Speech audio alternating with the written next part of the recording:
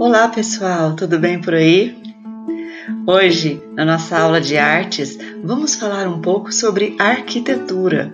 Vamos entender as principais características e as edificações feitas com o estilo modernista. Vamos lá!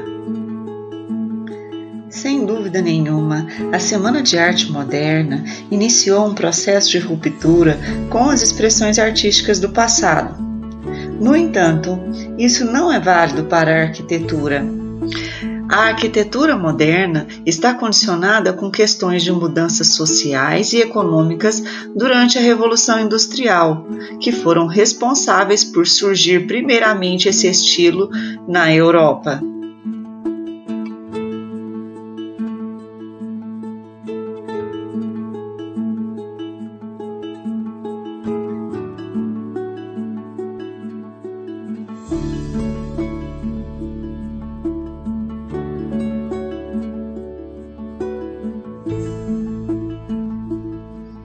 Devido aos problemas gerados pelas mudanças sociais e econômicas durante a Revolução Industrial, o modernismo arquitetônico nasce na Europa para encontrar soluções geradas por tamanhas mudanças, assim como o surgimento de materiais como o ferro, o vidro, o cimento, o alumínio foram um principal contribuidor para o nascimento desse estilo. Com a nova forma de conceber os projetos arquitetônicos, é exatamente na segunda metade do século XX que surgem as primeiras grandes construções com estruturas metálicas. No Brasil, a arquitetura teve influência de arquitetos estrangeiros, mas sem caráter de solucionar problemas sociais como na Europa. Um dos precursores da arquitetura moderna no Brasil foi o russo Georg Chvaushevsky. Sua casa, construída na Vila Mariana, em São Paulo, em 1927, é considerada a primeira obra modernista do país. A casa modernista construída por Chvaushevsky restringiu-se mais a aspectos formais do modernismo. No entanto, foi empregada a técnica mais tradicional, como muros contínuos de alvenaria de tijolos e cobertura com telhas comuns de barro, escondidas por uma simples platibanda, que é uma pequena mureta construída no topo das paredes externas, contornando-a acima da cobertura. Desta maneira, o telhado ficava protegido e camuflado. O concreto armado, que proporcionava novas possibilidades plásticas, não foi usado na construção desta casa da Vila Mariana. Ela era uma casa tradicional, porém despida, e por isso era considerada moderna. Outras características importantes do modernismo é o uso de pilotis, um tipo de coluna que ela liberava espaço no vão térreo dos edifícios. Panos de vidros também eram usados nas fachadas, fazendo com que não se usasse janelas tradicionais. E houve também uma integração da arquitetura com o paisagismo e também com as artes plásticas, através de emprego de painéis de azulejo decorados. A casa de vidro construída por Lina Bobardi em plena Mata Atlântica em 1951 é a plena expressão do modernismo brasileiro. As paredes da casa são construídas com panos de vidro. Toda a parte térrea da casa é suspensa por pilotis, dando o espaço no vão térreo, fazendo com que a construção seja mais leve.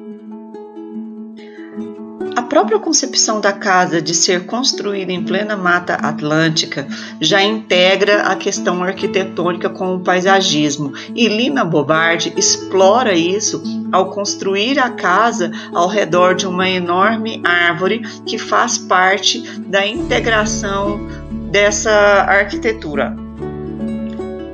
Oscar Niemeyer foi um arquiteto brasileiro considerado uma das figuras-chave no desenvolvimento da arquitetura moderna no Brasil.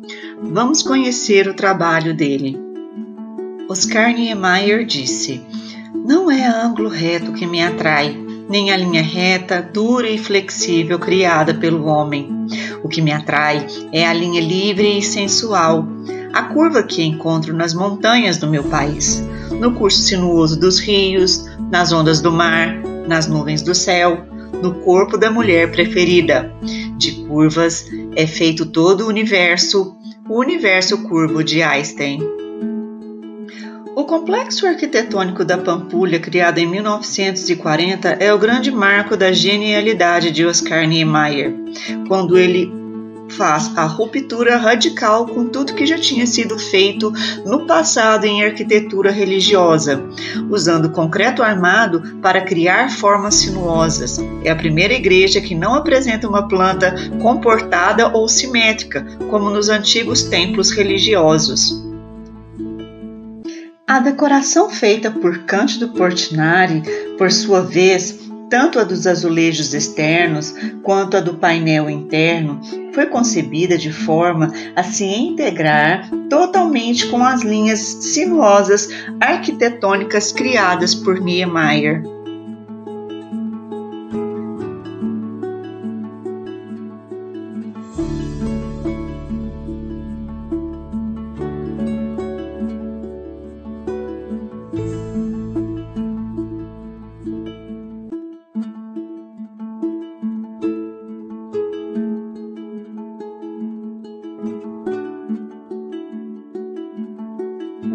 Brasília foi construído entre os anos de 1956 e 61, na região do Cerrado, em pleno sertão brasileiro, para ser a nova capital do país.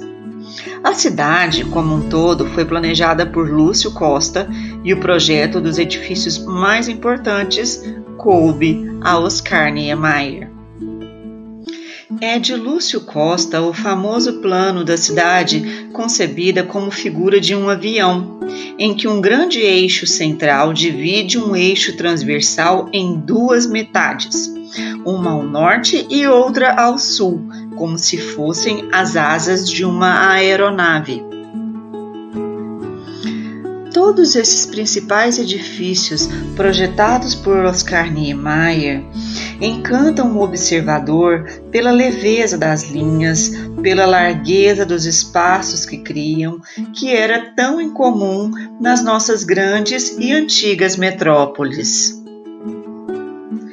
As construções abrem-se horizontalmente, integrando-se à paisagem plana do cerrado, de tal forma que os edifícios apresentam-se como verdadeiras esculturas, semi-pousadas no solo.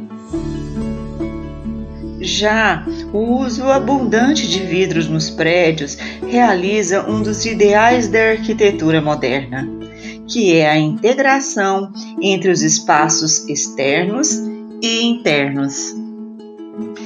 Ao observar os edifícios públicos de Brasília, podemos notar uma clara orientação de Niemeyer. Eles foram pensados de modo que ficassem abertos aos espaços exteriores. Não há muros, não há grades, nem pesadas portas de ferro que estabeleçam os seus limites. Eles estão ali, simbolicamente, como extensões das praças acessíveis ao povo.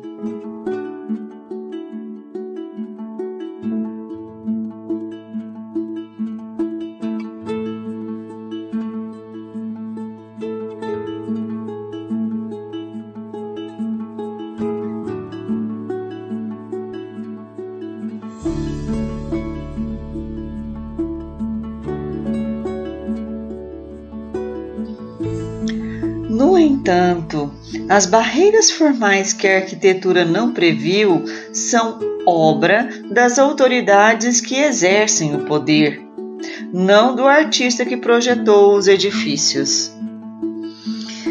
As formas criadas por Niemeyer em Brasília foram incorporadas não apenas por grandes arquitetos nacionais e internacionais, mas também na construção popular por todo o Brasil. Embora hoje as obras de Niemeyer já não exerçam sobre os jovens arquitetos a atração dos anos 40 e 50, é impossível não reconhecer a dimensão nacional que ganharam, pois as formas criadas por ele encontram-se incorporadas e consumidas pelo povo. Podemos observar dezenas de colunas que também surgem aqui e ali na alvenaria de tijolos de construções populares pelo nosso país.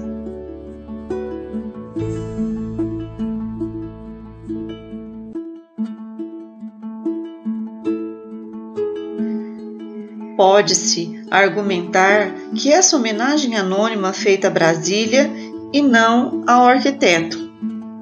Na verdade, não importa, porque o que vale é a identificação da coluna e escultura com a cidade. E, portanto, seu autor, de qualquer jeito, já está sendo lembrado porque foi ele quem deu a forma a uma capital esboçada no papel por Lúcio Costa.